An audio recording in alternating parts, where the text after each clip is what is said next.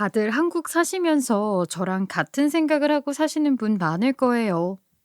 요즘에는 정부에서 기업들에게 사람을 뽑을 때 학벌을 보고 뽑지 말라는 의미로 블라인드 채용 같은 거 많이 하잖아요. 그래서 예전보다 대학 가는 사람들도 많이 줄었고 말이죠. 저도 지금까지 살면서 일적으로 문제가 됐던 부분들은 간혹 있었지만 학벌로 저를 문제 삼았던 일은 사회생활 이후 거의 없었어요.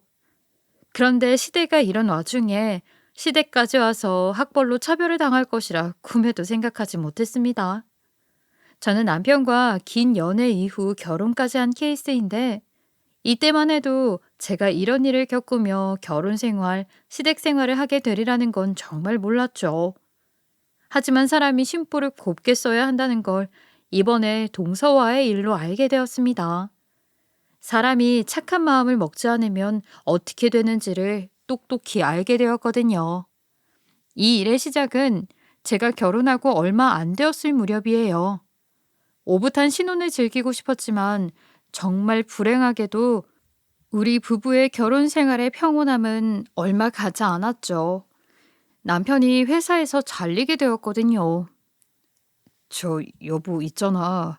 내가 조금 좋지 않은 소식을 당신한테 말해야 할 것 같아. 일단 이런 일이 생겨서 정말 미안해. 뭔데? 무슨 일이기에 그러는데? 당신 뭐 사채라도 갖다 썼어? 우리 빚더미에 앉게 되기라도 했어? 아니, 그런 극단적인 일은 아니고 사실 다음 달부터 내가 회사를 그만두게 될 것 같아. 다행히 권고사직이라서 실업급여나 이런 부분은 받을 수 있을 것 같고 퇴직금이랑 보상금도 잘 처리해 주시겠대. 사장님이 나한테 너무 미안하다고 그러더라. 남편의 회사가 그 코로나 사태를 직격으로 맞은 것도 있고 원래도 사람을 좀 도구로 보던 회사라 남편은 이직 준비를 하고 있었죠. 그러나 중에 권고사직을 당하게 된 거예요. 한편으론 이런 상황이 잘 됐다 싶다가도 걱정이 퍼뜩 들었죠. 제 벌이만으로는 집 대출금이고 생활비, 적금이나 보험 등을 충당하기에는 어려웠거든요. 그래서 여보, 내가 회사 그만두고 난 뒤에는 엄마 집으로 들어가면 어떨까 싶어. 우리 지금 열심히 모아둔 돈 쓸 시기도 아니고, 그러니까 우리 엄마 집으로 들어가자. 어? 엄마한테는 내가 다 알아서 설명할게. 남편과의 사이가 오래된 것과는 별개로, 아휴, 어느 며느리가 시어머니와 사이가 편하겠습니까? 저도 마찬가지였지만 남편의 말대로 지금 우리가 모아둔 돈들을 쓰기에는 나중에 어떤 일이 생길지 몰라 남편의 말을 따르기로 했죠. 그날 밤 저는 시어머니에게 전화를 하는 남편의 옆에 바싹 붙어서 통화를 같이 들었어요. 엄마, 나 엄마 집에 들어가서 살아도 돼요? 우리 살림은 우리가 알아서 다 챙길게. 아이 뭐? 나가서 잘 살다가 갑자기 왜? 아 혹시 애라도 생겼니? 그래서 내가 네 마누라 좀 봐달라 이거야? 아니야. 그런 건 아니고. 사실 내가 회사에서 잘렸거든. 당분간 우리 생활이 좀 힘들 것 같아서 엄마 집에 얹혀서 살려고 하는데 괜찮아요? 평생 있는다는 것도 아니고 나 이직하면 바로 직구해서 나갈 테니까. 아이고, 그래. 그런 일이라면 어쩔 수 없지. 사람이 살다 보면 힘든 일도 생기고 하는 거고, 아이, 그러다 서로 돕고 살고 하는 거지. 나도 너희 상황 다 이해한다. 아이, 나 봐라. 네 아빠 병으로 죽었을 때 너랑 네 동생 어떻게 키웠더냐. 시어머니는 다행히 남편의 말을 들어주었고 저는 속으로 안심했죠. 또한 실직으로 인해 의기소침할 남편을 달래는 소리에 역시 자식 이기는 부모는 없구나 싶은 생각도 들었어요. 내가 이렇게 악착같이 살아서 지금껏 살아왔는데 너라고 그렇게 못하겠니? 그러니 너무 주눅 들어서 다니지 말고 아예 지금 그 위기도 시간이 지나다 보면 언젠가 잘 극복할 수 있을 거다. 그리고 옆에 네 부인도 이 이야기 듣고 있지? 아유 한번 바꿔봐라. 옆에서 남편의 핸드폰으로 듣고 있던 전 깜짝 놀랐죠. 역시 세월이라는 건 많은 경험을 가져다 주나 봅니다. 이렇게 보고 있지 않아도 제가 듣고 있던 걸 눈치채니 말이에요. 저는 자연스레 남편에게서 전화를 건네받았어요. 아, 네, 어머님, 전화 바꿨습니다. 혹시 제게 무슨 일이라도. 그나저나 제가 듣고 있던 건 또 어쩌셨어요? 내가 산 세월이 얼마냐? 그런 건 다 눈치로 알고 있는 법이지. 아이, 그래. 너도 지금은 힘들지도 모른다. 하지만 사람 일이라는 게 잘 버티다 보면 괜찮아질 거야. 그러니 지금 상황 너무 심각하게 생각하지 말고 우리 애 말처럼 집에 들어와서 살아라. 예, 어머니, 감사합니다. 사실 오늘 남편한테 듣고 너무 막막했거든요.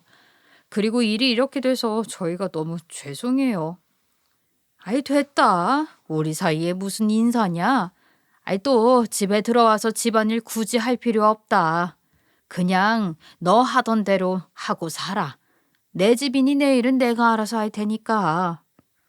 이런 시어머니의 말에 저는 무척이나 감동했죠.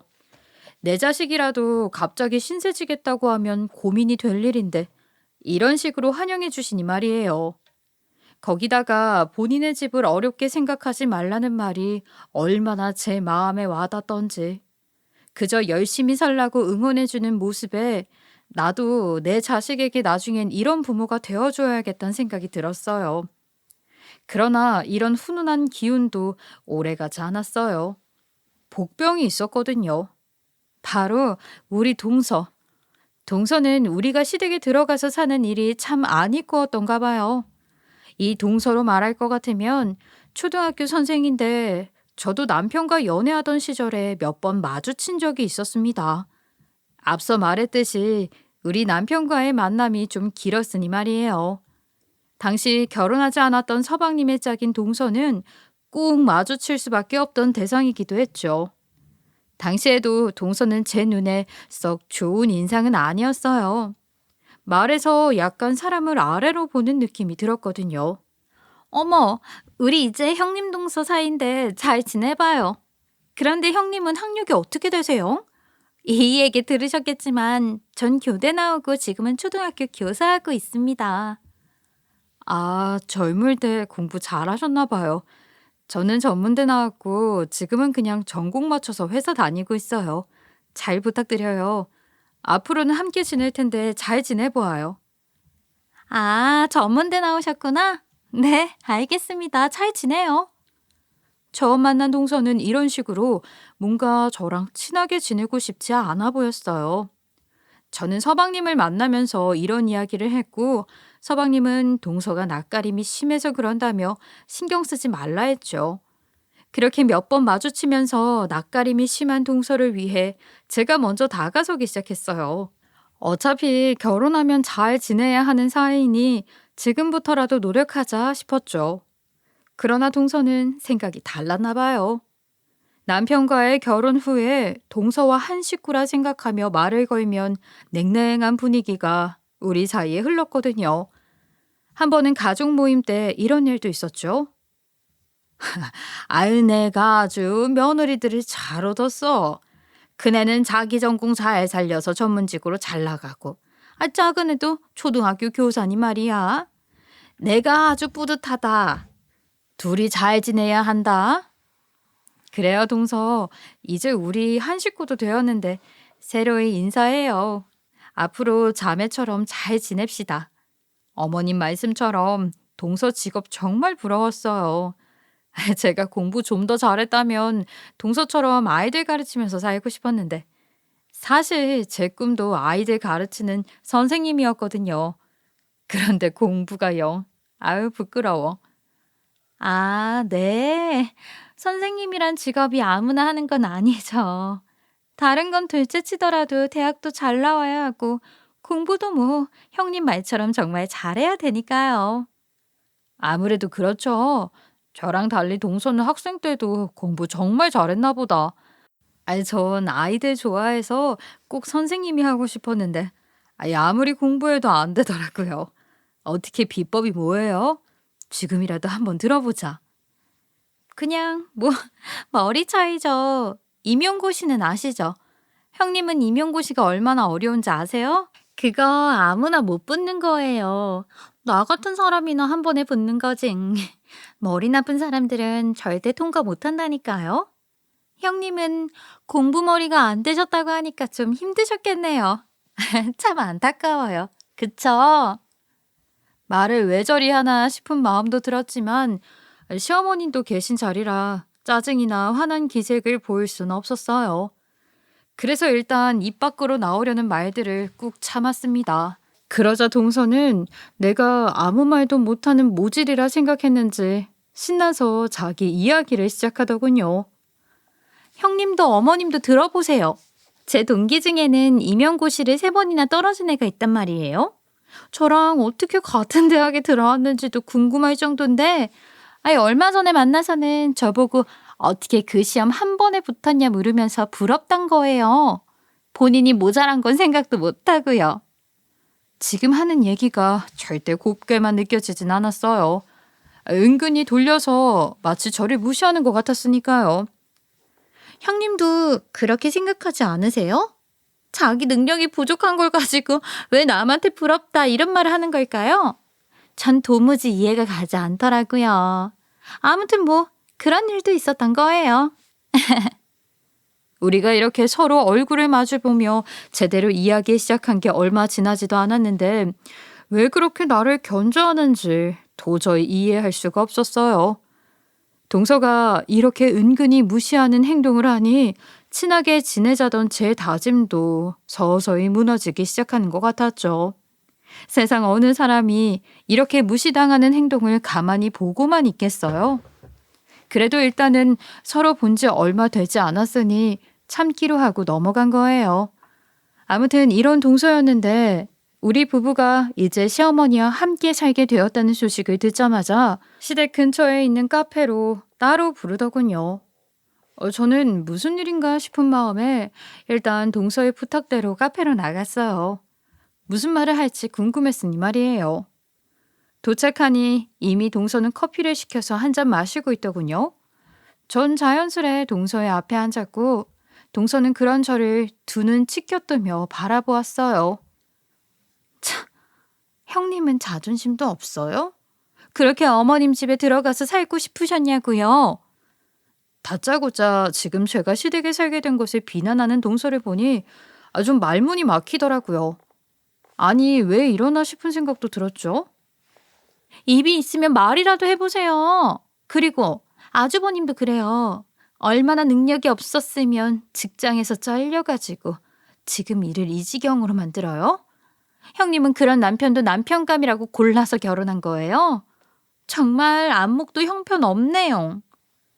동서, 보자 하니까 내가 정말 우스운가 보다. 지금 동서 선 세게 넘고 있다는 건 알고 하는 말이지? 내 남편이고 내 사람이야. 동서가 그렇게 가벼운 말 한마디로 욕해도 될 사람 아니란 말하고 있는 거야? 아, 그러세요? 어떻게 같은 집안에서 났는데 이렇게 수준 차이가 있을 수 있담? 아주버님처럼 능력 없는 사람이랑 결혼한 형님은 말이에요. 능력이 부족한 사람이라고 광고하고 다니는 거예요. 그건 알고 계세요? 이래서 학벌 짧은 사람이랑은 겸상도 하지 말라고 하더니 지금 나 전문대 나왔다고 무시하는 거야? 그리고 지금 이 이야기에서 왜 학벌 이야기가 나오는데 대학이 돈이라도 벌어다 주나? 지금 동서가 하고 싶은 말의 요점이 뭔데? 정말 사람이 말하면 알아들을 줄은 아셔야죠. 지금 못 배웠다고 정말 제 앞에서 광고하세요? 참, 아주버님도 대학 안 나오셨죠? 어쩐지 끼리끼리 산다 했다. 동서, 지금 가족끼리라도 할 말이 있고 안 할 말이 있는 거야?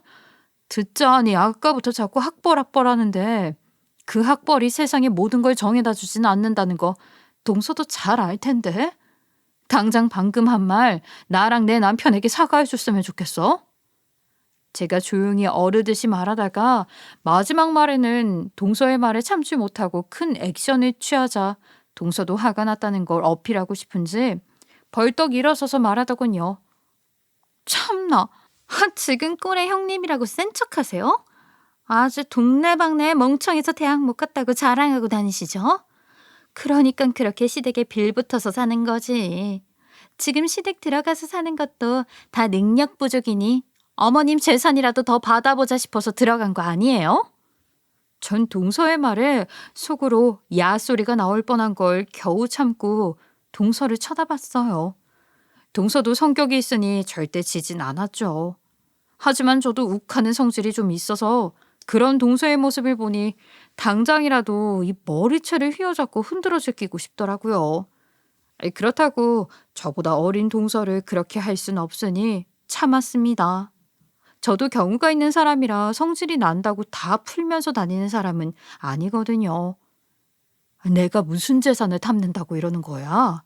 동서 오해해도 한참을 오해한 것 같은데 우리 남편도 회사 사정에 의한 권고사직이었고 동서의 말대로 대학은 나오지 못했지만 능력은 좋은 사람이야. 여태까지 둘이서 잘 살고 있었고 잠시 힘들어서 시댁에 신세 진다고 들어온 거지. 평생 빌붙을 생각도 없어. 저는 성질대로 내뱉기 전에 최대한 머릿속에서 필터링을 거치고 말을 했어요. 내 맘대로 하고 싶으면 그게 폭군이지 어디 사람이겠습니까? 그런 사람이면 정신적으로 문제가 있는 사람이지 않겠어요? 속으론 수천 번을 참을 인자를 새기며 동서에게 우리 사정을 최대한 이해시켜 주려고 했죠. 아주 평범하고 경우 있는 사람의 수준으로 말이에요. 하지만 저보다 능력 좋은 동서에겐 그게 잘 이해가 되질 않던 모양이에요. 결국 마지막까지 제 자존심에 상처를 내는 말을 했거든요. 그래서 지금 시댁에 얹혀 사는 게 잘하는 짓이라고 하는 거예요? 본인들 능력이 부족해서 생긴 일에 우리까지 피해보게 만들지 마세요. 그 집안 재산이 어디 전부 아주버님 건가요? 우리 남편도 그 집 아들이에요. 그런데 제가 이 일을 어떻게 좋게 생각하겠어요? 말이 되는 소리를 해야지. 그래도 동서보다 윗사람이다. 동서는 나보다 결혼도 늦게 했고 서방님은 좋은 직장을 다니는 아주 좋은 시댁 식구라 속으로 생각하면서 동서의 말을 최대한 내 마음에서 흘려보내려 노력했죠. 이때 저는 남편이 직장을 잘리고 어렵게 산다는 생각 때문에 자존감이 그리 높은 상태는 아니었거든요. 그래서 이 뒤로 한참을 떠드는 동서의 말을 그냥 듣고만 넘어갔습니다. 내 친정 부모님이 보셨다면 정말 한탄할 일이겠지만요. 아무튼 이날 제 마음에는 동서에게 받은 상처가 크게 자리를 잡게 되었어요. 사실 동서가 이렇게 시댁에 살게 된 저희를 경계하는 것도 이해는 합니다. 우리 시어머님 말이에요. 40대의 젊은 나이에 시아버지를 병으로 떠나보내게 되었는데 당시 보험을 잘 들어놓은 덕분에 많은 보험금을 받게 되었다고 해요. 시어머니는 평소에도 투자에 관심이 있던 사람이라 그 돈으로 부동산과 하고 있던 일에 잘 투자를 해서 지금은 생각보다 많은 재산을 가지고 있는 상태라고 남편에게 들은 적이 있거든요. 이런 이야기를 분명 동서도 서방님에게 들었겠죠.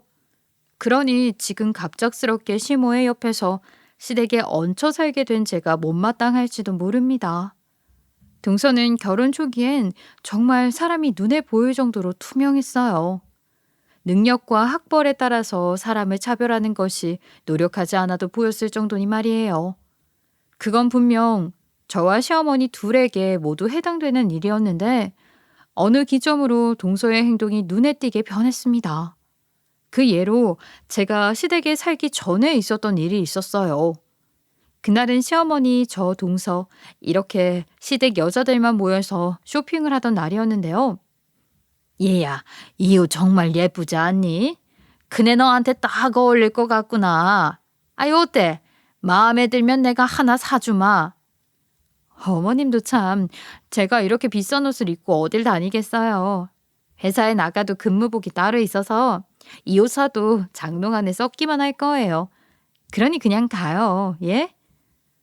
아유 그래도 이 옷 정말 너한테 찰떡인데 말이다. 에이 아이 그냥 하나 사자. 돈이 부담되거든 너무 걱정 말고. 아니 시어머니 그 정도 돈도 없는 사람 아니다. 시어머니가 이날 제게 사주었던 옷은 백화점에서도 꽤 높은 가격을 자랑하는 브랜드의 명품 옷이었는데 한사코 거절하는 저에게 명품이 하나씩은 필요하다며 옷 한 벌을 안겨주었던 그런 날이었죠. 우리 둘의 이런 상황을 옆에서 지켜보던 동서도 셈이 났는지 자기도 옷을 사달라 했고요. 아유, 어머님 형님만 며느리예요?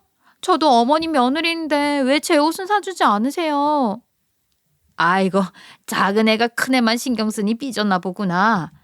일단 이 옷만 사고 저기 카페에서 좀 쉬었다가 네 옷도 하나 보자. 그럼 되겠지? 그렇게 쇼핑 중간에 우린 카페에 앉아서 쉬게 되었고 이때 동서가 시어머니조차 학벌로 무시하는구나 싶은 것을 느꼈죠. 저는 아이스 카페라떼요. 여기서 제가 제일 많이 배운 사람이니까 저 앉아서 기다리고 있을게요. 원래 똑똑한 사람은 화이트 컬러라고 앉아서 일하는 사람들이거든요. 어머님이랑 형님은 저보다 못하시니 이견 없으시죠? 전 그런 동서를 어이없이 바라보았고 시어머니 역시 마찬가지였지만 동서가 아직 어리고 결혼한 지 얼마 지나지 않아서 그런 것이라 생각했던 것 같아요. 그래서 일어나서 커피 주문을 하러 가려는데 제가 대신 가서 주문을 받았던 기억이 있어요. 이때만 해도 동서는 분명 저와 시어머니 둘 다를 무시하고 살았어요. 하지만 앞서 말했듯이 어느 시점을 기준으로 아주 시어머니를 자기 엄마라고 부르며 하늘처럼 받들며 살겠다. 있는 아양 없는 아양 다 부리면서 다녔죠. 그 모습이 아주 꼴값이었어요. 그렇다고 시어머니가 이런 동서의 막대먹은 행동을 아예 모르고 있었던 것은 아닙니다. 처음에는 분명 본인도 무시를 당했던 기억이 있었고 지금은 아양 떠는 모습이 우스웠을 테니까요. 그래서 하루는 동서 없는 자리에서 제게 이런 이야기를 한 적도 있어요. 너 내가 작은 애한테 아무런 감정도 없는 것 같아 보이니?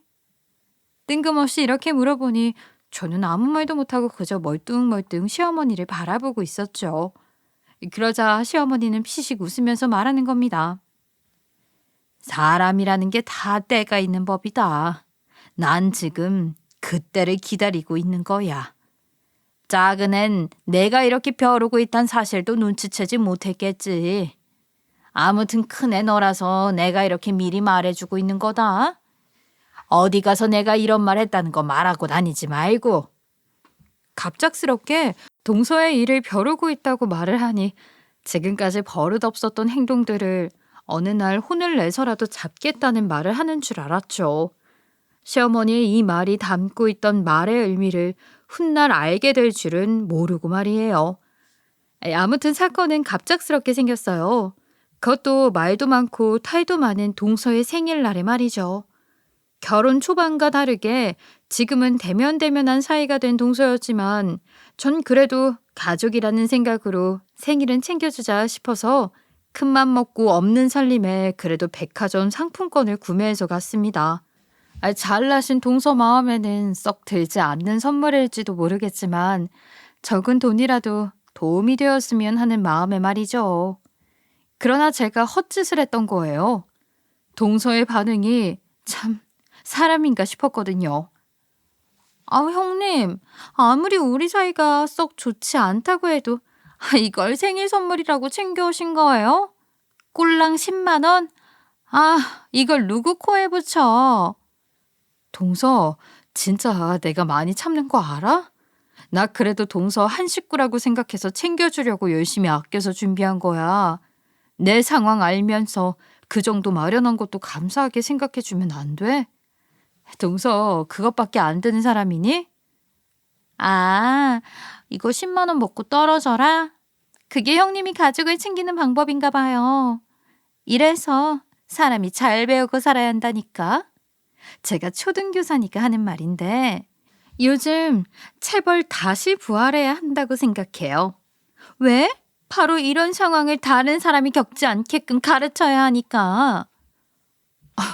지금 동서 말은 내가 체벌을 당해야 한다는 거야? 진짜 너 경우 없는 사람이구나. 그래, 네가 그렇게 잘 배워야 한다는 그 학벌 그렇게 높아봤자 너처럼 사람도 되지 못하는데 배워서 뭐해? 지금까지 내가 친절하게 말로 해주니까 아주 머리 끝까지 기어오르는구나. 어머, 나야말로? 언제까지고 형님이라고 학벌도 버러지 같은 당신 챙겨주고 싶겠어.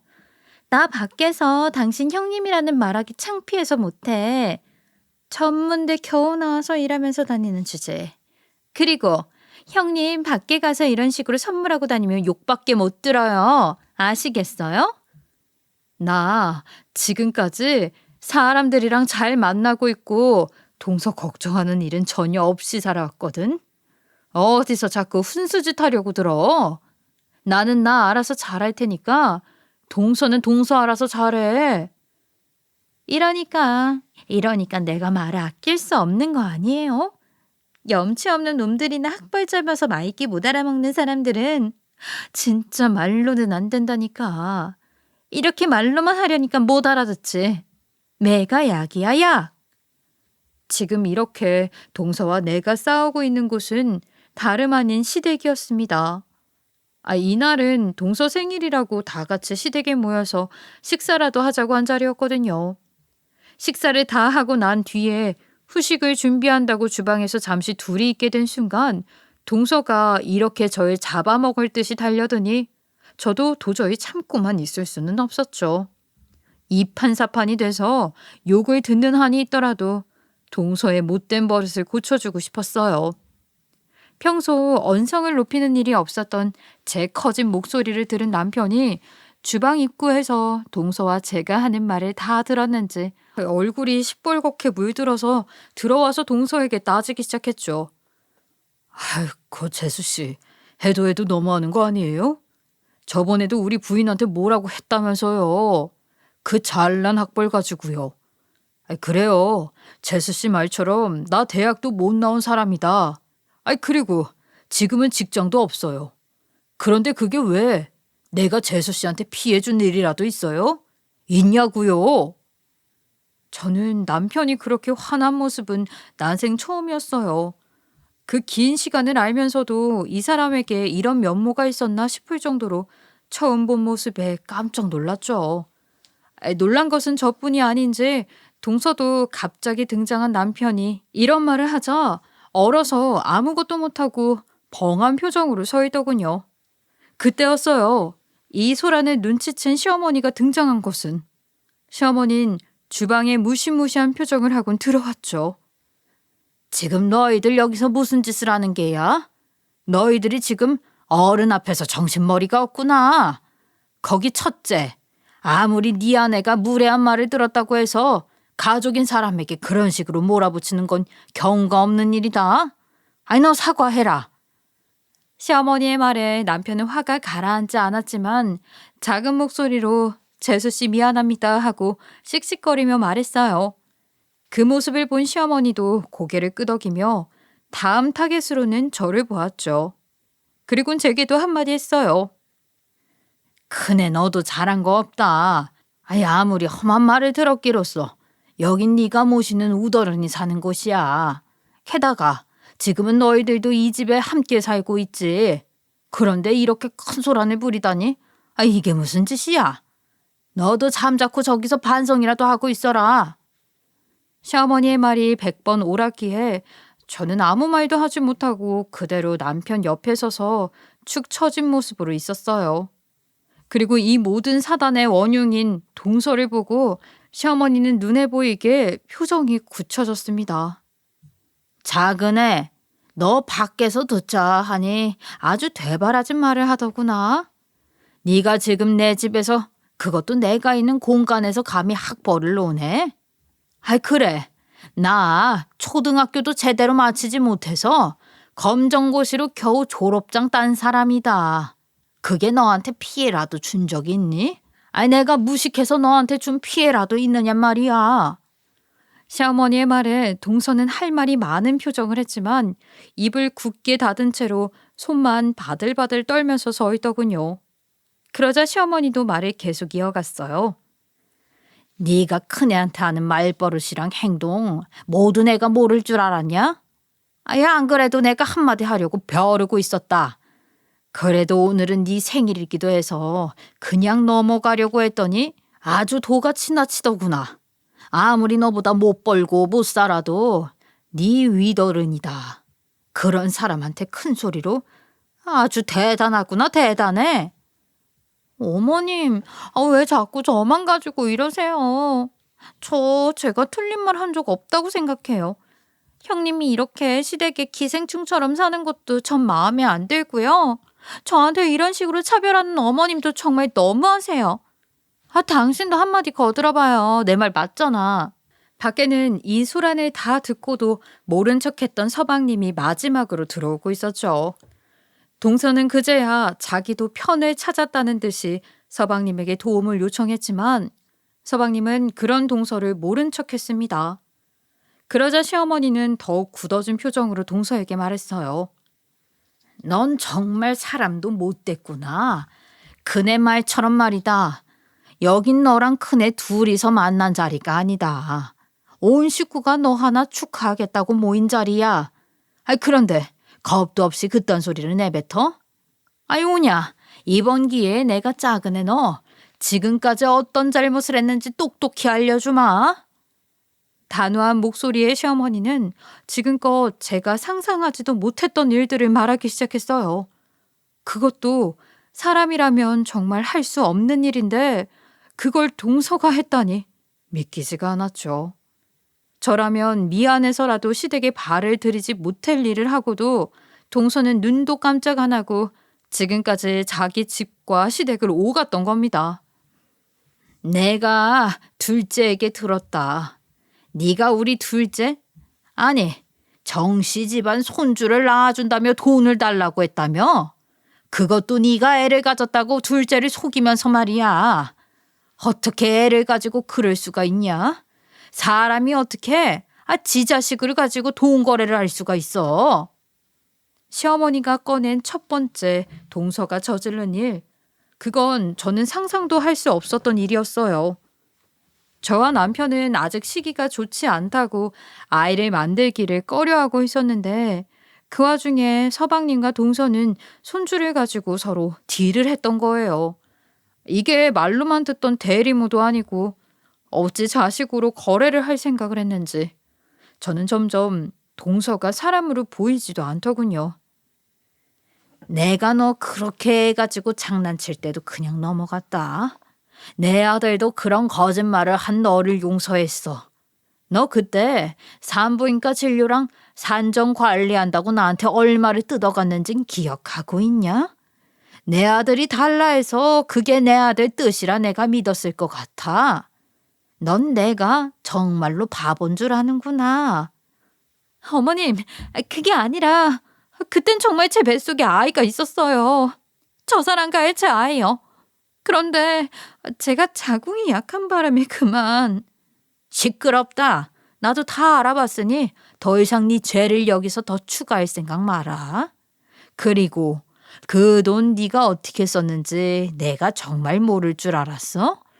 네 아이를 위해 쓰라고 준 그 돈, 네 사부인 치아 치료비에 보태준 거 내가 모를 줄 알았냐고. 그때 넉넉하게 주셔서 그냥 일부만 저희 엄마 치아 비용 보태드린 거예요. 정말이에요. 입만 열면 아주 거짓말이 당당하게 나오는구나. 너 네 학생들에게도 그렇게 하라고 가르치고 있니? 학생 부모님들이 우리한테 찾아와서 멱살을 잡을까 두렵구나. 네가 받은 돈 정말 내가 골프 연습하는데 다 쓴 걸 내가 모를 줄 알았어? 시어머니의 말을 끝으로 동서는 안색이 시퍼렇게 질린 채로 아무 말을 하지 못하더라고요. 동서는 정말 대단한 사람이었어요. 거짓말로 받아간 돈을 당당하게 자기의 사치스러운 취미에 썼던 사실을 시어머니가 알게 된 지금까지도 거짓말로 속여 넘기려고 하고 있으니 말이에요. 넌 정말 내가 가방끈이 짧아서 아무것도 모르고 있는 사람인 줄 아는구나. 내가 공부의 끈이 짧지 사람과의 연이 적은 사람이 아니다. 네가 다니던 그 연습장에 내 친구가 다니고 있단 걸 몰랐던 모양이지. 내 친구가 말할 땐 반신반의했다. 설마 사람이 그렇게 하려나 싶었지. 어머님 친구분이 잘못 보신 거겠죠. 저요, 골프 연습장? 저 골프 연습장 같은 곳은 가지도 않았어요. 네가 사람을 정말로 바보로 하는 게 맞는 모양이다. 내 친구가 네 인상착의, 직업, 내 아들까지 전부 다 나한테 말하더라. 이것까지 발뺌할 셈이냐 어디? 시어머니는 그 연습장에 다니던 친구에게 들은 사실을 인정하고 싶지 않았던 것 같아요. 그래도 지금까지 믿음을 가지고 함께 지냈던 며느리가 절대 그럴 일 없다고 생각하셨겠죠. 하지만 현실은 믿고 싶은 것과 정반대의 세상이라고 했던가요? 그런 시모의 믿음을 깨버렸으니 말이에요. 내가 우리 집에 너 같은 도둑년을 두고 왜 지금까지 참고 살았는 줄 아니? 도둑은 현장을 잡아야 제발 저린다는 소리를 들어서 그런 거다. 지금까지 내가 어떤 심정으로 참아왔는지 내가 마지막 기회를 주마. 지금이라도 네 잘못 다 고백하면 내가 일부 잘못은 넘어가 줄 수도 있다. 시어머니는 두 눈을 꼭 감으면서도 마지막까지 자신의 며느리를 믿고 싶은 눈치였지만 사람이 변하지 않는다는 것을 어김없이 보여주는 동서의 모습에 저를 비롯한 모든 사람들은 전부 질린 내색을 비쳤죠. 전 어머님이 당최 무슨 소리 하시는지 전혀 모르겠어요. 전 말이에요. 전 저 답답이 형님을 두고 제 남편과 제 가정의 평화, 시댁을 위해 항상 최선을 다하면서 살았다고요. 전 잘못한 게 없어요. 동서의 말을 끝으로 시모는 야차 같은 표정으로 안방으로 들어가 서류 뭉텅이를 들고 왔습니다. 그러고는 그걸 동서 앞에 뿌리며 말했죠. 내가 기회를 줬는데도 네가 그 기회를 차버리니 이 어쩔 수 없지. 지금까지 네가 우리 아들 시켜서 빼먹은 내 돈 정리해둔 서류다. 천천히 읽어봐라. 앞으로 네가 나한테 갚아야 할 빚은 산더미 같으니까. 시어머니의 말에 동서는 떨어진 종이들을 주워서 읽어나갔고 그 내용이 궁금했던 저도 발밑에 날라온 종이에 적힌 내용을 봤어요. 거기엔 날짜와 함께 동서가 돈을 얼마나 빌려갔는지, 어떤 이유로 빌려갔는지, 결국 어떻게 쓰였는지 모두 상세하게 적혀 있더군요. 전 시어머니의 그런 꼼꼼함에 놀랐어요. 평소에는 인자한 모습을 보이던 사람이었는데 이렇게까지 이성적이고 냉철한 모습을 가지고 있을 거라곤 상상도 못했으니 말이에요. 왜? 초등학교도 검정고시로 겨우 나온 년이 이렇게 꼼꼼하게 서류를 정리할 줄 알았는지 몰랐니? 그래, 방금 너 네 입으로 아무 잘못도 없다고 했지? 어디 그 서류 보고 더 할 말 있으면 해봐라. 그 자랑스러운 네 머리랑 네 뚫린 입으로 말해보란 말이다. 그제야 자신이 빠져나갈 구멍은 하나도 없다는 걸 인지한 동서의 안색은 새파랗다 못해 하얗게 질려갔지만 그 자리에 그 누구도 그런 동서를 안쓰러워하지 않았어요. 자기 남편인 서방님조차 동서에게 고개를 돌리고 등을 돌리자 난 아니야 혼잣말을 중얼거리며 동서는 현실을 부정하기 시작하더군요. 그 상황을 회피하고 싶은 모양이지만 저희 시어머니가 그렇게 호락호락한 사람이 아니었어요. 그날 이후로 시댁의 분위기는 180도 바뀌었어요. 시어머니는 동서가 서방님을 통해 가져갔던 돈을 전부 갚으라며 차용증을 내밀었고 동서는 평소에 씀씀이 덕에 모아둔 돈이 한 푼도 없었으니 그 돈을 갚을 방법이 없었죠. 뭐? 돈을 갚을 능력이 없다? 그렇게 자랑하던 학벌은 돈을 만들어주진 않는 모양이지. 어쩔 수 없구나. 돈을 당장 못 갚겠으면 우리 애랑 이혼하고 너랑 나 채무자 채권자로 성실하게 빚을 갚는 관계가 되든지 아니면 우리 집에 와서 집안일을 하면서 몸으로 때우든지. 돈이 없는 동서에게 선택할 방법은 하나밖에 없었죠. 몸으로 떼어서라도 자신이 가져간 시어머니의 돈을 갚는 것. 사실 동서는 서방님을 통해 시어머니 돈을 가져가는 것뿐만 아니라 집에서도 가사 도우미를 쓰면서 서방님이 벌어온 돈은 일도 저축하지 않고 흥청망청 쓰면서 살았던 겁니다. 그런 자기 부인의 태도를 서방님은 곧대로 시어머니에게 일러 바쳤고요. 그 일까지 들은 시어머니는 화가 더욱더 커져서 활화산처럼 터지기 시작했죠. 이게 내 돈도 모자라 내 아들 돈까지 다 가져다 써? 어디 그래? 네가 저번에 뭐랬지? 못 배우고 염치 없는 사람들은 매를 맞아야 정신을 차린다고 했나? 그 말은 딱 너를 뜻하는 말이구나. 어디 네가 말했던 체벌 교육 한번 시작해 보자꾸나. 시어머니는 정말로 어디선가 회초리를 하나 들고 나왔고 그걸 휘두르는 척을 했습니다. 물론 이걸로 동서를 때리거나 하진 않았어요. 대신 동서는 이날 시어머니에게 손으로 등짝을 맞아가면서 시어머니의 가르침을 받아야 했죠. 이날 했던 시어머니의 이야기는 사람이 지켜야 할 예의와 가족에 대한 예의였어요. 살면서 다 배울 수 있는 부분을 다 큰 어른이 되어서도 모르고 자란 동서의 눈높이에 딱 맞춘 교육 방법이었죠. 그 이후 동서는 시어머니만 보면 무서워서 벌벌 떨면서 어떻게든 서방님과 이혼하지 않으려고 시어머니가 시키는 일은 전부 하기 시작했어요. 그렇게 어느 정도 시어머니에게 가져간 돈만큼의 노동은 다 했다 싶었는지 시어머니는 더 이상 오지 않아도 된다고 말했고 동서는 시어머니 말대로 그 뒤로 시댁에는 발걸음을 뚝 끊었습니다. 그러나 중 저는 평화로워진 시댁에서 시어머니와 더 많은 시간을 보내게 되었죠. 그러다 하루는 함께 커피를 마시고 있는데 이런 말을 하시는 거예요. 네가 지금까지 네 동서 때문에 얼마나 힘들었는지 내 다 알아. 아니 나도 귀가 있고 눈이 있는데 아무것도 몰랐겠니? 그런데 말이다. 그런 자기 잘난 맛에 사는 사람들은 말이야. 한 번씩 이렇게 본때를 보여줘야 그 기가 죽는 법이야. 시어머니에게 잘 숨겨가며 내게 그런 행패를 부린 동서였지만 알고 보니 모두 시어머니의 이 손바닥 안에 있었던 거예요. 내 자식이 매번 집에 와서는 자기 마누라 한탄만 내 귓가에 속삭이니 그 마누라가 내 옆에서 알랑방귀 낀다고 어찌 걔가 곱게 보이겠니? 그래도 내 며느리란 생각에 참고 넘어갔는데 저번엔 확실히 그 선을 넘더구나. 그래서 이런 본보기를 보이게 된 거다. 서방님은 우리 부부 모르게 시어머니 옆에서 계속 동서욕을 했던 모양이에요. 그러니 시어머니도 예의주시하며 동서를 보게 된 걸 테고요. 아무튼 지금까지 동서가 했던 행동 전부를 알고 있던 시어머니가 저는 약간 무서워졌죠.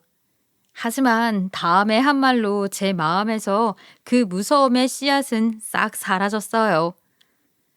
어쨌든 걔가 내 재산을 노리고 내 옆을 자꾸 기웃거리는 거 나도 알고 있었다. 그 모습이 어찌나 눈 시뻘겋게 뜬 하이에나 같던지. 하지만 그래도 내가 큰 며느리 하나는 정말 잘 뒀어. 이렇게 바른 사람 또 어디서 만나겠니? 그러니 앞으로도 우리 장남 잘 부탁한다 며느라가. 이날 이렇게 말을 마친 시어머니는 제게 서류 하나를 쑥 내밀었고 저는 서류를 확인해보고 놀라서 자빠질 뻔했어요. 왜냐하면 그 서류는 바로 부동산 서류였거든요. 내가 가진 게 이것밖에 없어서 많이 해줄 수는 없지만 이거라도 받아가라. 내 아들도 믿음직한 놈이긴 하나 원래 이런 것들은 여자가 관리하는 게 좋지. 앞으로 내 아들 잘 봐달란 뇌물로 주는 거니까 부담 가지지 말고 받아. 너희도 이 기회에 자립해서 오붓하게 둘이 살아야지. 그래야 내 손주도 보고. 자립하라며 제 손에 쥐어준 아파트 한 채. 엉겁결에 집을 받고 다시 남편과 둘만의 생활을 하게 되었지만 전 그 뒤로도 열심히 시댁을 오가며 좋은 며느리가 되려고 노력하는 중이에요. 그러던 중 뜻밖의 손님을 집에서 만나게 되었어요. 바로 그동안 눈에 띄지도 않던 동서였죠. 그런데 어디서 우리가 시어머니에게 아파트를 받은 걸 알았는지 한 번은 나를 찾아와서 이런 말을 하는 겁니다. 형님, 그동안 잘 지내셨죠? 그보다 이렇게 좋은 집도 어머니한테 받으시고. 그래서 말인데요. 이 집에 살면서 돈 많이 모아두셨어요? 집세 나갈 걱정도 없으니까 돈 좀 모아두셨을 것 같은데. 하고 싶은 말이 뭐야, 동서? 난 동서 말대로 학벌도 좋지 않아서 본론만 바로 말해줬으면 좋겠어. 아, 형님. 지나간 일은 왜 자꾸 상기시키세요? 아, 다름이 아니라 저 돈 좀 빌려주시면 안 돼요? 아시다시피 제가 돈 들어올 구석이 다 막혀가지고요. 열심히 모아봤는데 빚 갚을 돈이 없더라고요. 그리고 제가 오죽하면 이렇게 돈 빌려달라 형님까지 찾아왔겠어요. 너 진짜 파렴치한이구나. 동서, 혹시 생각이란 건 제대로 하고 사는 거 맞아?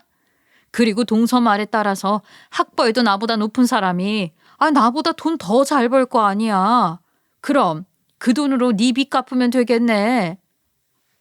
형님 제발요. 저 카드값이 무려 3달이나 밀렸다고요. 남편한테 이야기해도 절대 안 갚아준대요.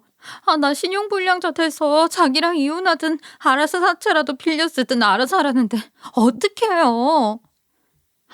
그러셔? 그런데 어떡하면 좋니? 나 같은 저학력자는 동서 말대로 돈도 제대로 못 벌어서 말이야. 우리 남편은 대학도 안 갔다 와서 벌이가 시원찮네. 그래서 동서한테 줄 돈은 한 푼도 없어.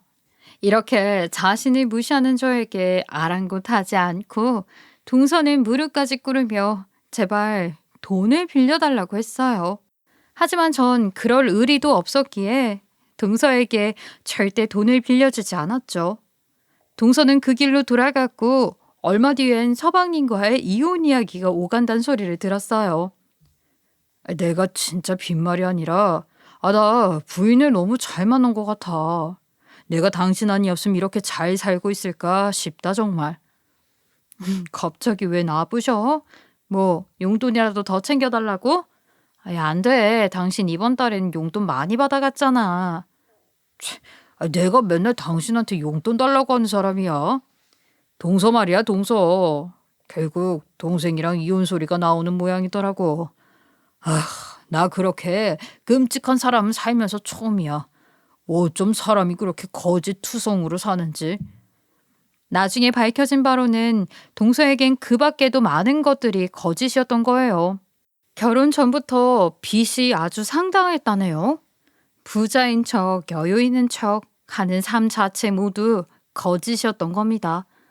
서방님은 속았다며 펄쩍 뛰면서 이혼을 요구했고 동서는 그럴 수 없다면서 버티고 있는 모양이에요. 동서가 지금까지 학벌하면서 다녔던 이유가 다 있었던 겁니다. 모두 자기 자격지심에서 왔던 행동이었던 거죠. 이번 일을 계기로 저는 사람을 하나의 기준으로 보면 안 된다는 사실을 알게 되었네요. 참, 그리고 사실 우리 남편은 말이죠. 학벌은 짧아도 전문직으로 많은 경력을 쌓은 사람인지라 이직할 때 여기저기 꽤나 높은 연봉을 불렀어요. 그래서 예전 회사와 달리 지금은 정말 좋은 회사에 팀장으로 들어가서 일하고 있고요. 이전과 달리 지금은 꽤나 넉넉한 생활을 하고 있어서 전 정말 행복하게 살고 있습니다. 이번 사태를 겪으며 동서라는 사람을 보고 사람은 정말 변하지 않는구나 싶기도 했어요. 진실이 모두 밝혀진 지금에서도 동서는 항상 학벌이란 소리를 입에 달고 살고 있거든요. 아무튼 이렇게 자기가 최고라 생각했던 것들이 진실이라 믿고 사는 사람들은 정말 불쌍한 것 같아요. 저는 제 자식에겐 이런 삶의 방식을 절대 알려주고 싶진 않네요. 저와 동서의 이야기 마지막까지 듣고 계신 청자님들께선 어떻게 들으셨을지 모르겠네요. 재미있게 들어주셨다면 좋을 텐데. 길었던 제 이야기는 여기서 끝이고요. 저같이 무시당하는 일이 있더라도 여러분들은 당당히 자신의 뜻을 밝히는 그런 삶을 살아가셨으면 좋겠습니다. 감사합니다.